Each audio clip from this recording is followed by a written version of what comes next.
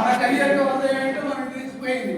ఆయనకి ఆ బలి చక్రవర్తి దానం ఇచ్చేటప్పుడు వద్దురా ఇది దానం చేయొద్దురా అంటే ఆ కలశానికి అడ్డపడినప్పుడు ఒక దర్భతో పొడిచారు కలశాన్ని.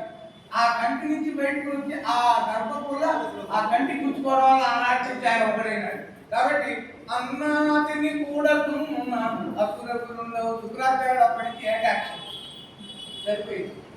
అన్న తిరుమలరాయ కన్నొక్కటి లేకై ఉన్న కౌరవపతివే, నీకు ఉన్న ఒక్క కన్ను కూడా లేకపోతే వర్ణించమంటే ఏం చెప్పమంటావు? అది కూడా చెప్తున్నా నేను. సాక్షాత్తు హస్తినాపురాన్ని పరిపాలన చేసినటువంటి ఆ కౌరవ అధిపతి ఉన్నాడు, మహా సామ్రాజ్య అధిపతి కౌరవ చక్రవర్తివి అన్నాడు. అంటే ధృతరాష్ట్రుడా గురుడా చెప్పడంలో ఎంత చక్కని చమత్కారం.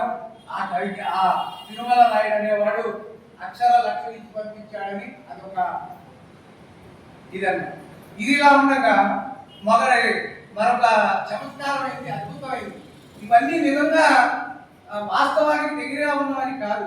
కవి యొక్క ఊహా శక్తికి ఈ చమత్కార పద్యాలు కొన్ని జరిగి ఉండొచ్చు, కొన్ని ఊహతో జరిగి ఉండొచ్చు.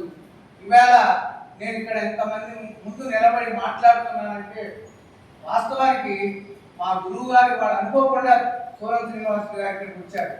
ఆయన వస్తున్నారనగానే నాలో తెలియని ఏవో ఒక ప్రకంపనలు, అంటే భయము ప్లస్ భక్తి.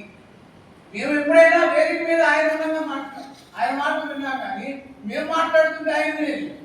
శిష్యుడు చెబితే నేను వినాలా అనే వ్యక్తి కాదు ఆయన.